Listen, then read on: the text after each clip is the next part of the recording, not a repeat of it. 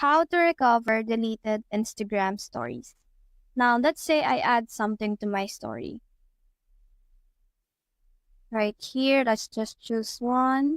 Let's say right here. Now, I added this to my story. I have shared this to my story.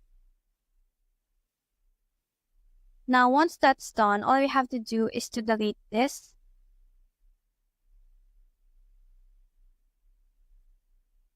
And now it's gone. Now, in order for me to recover deleted Instagram story, all I have to do is to tap on the profile icon, click on these three lines right here, and then click on your activity. Once we're on your activity, you just have to scroll down and click on recently deleted.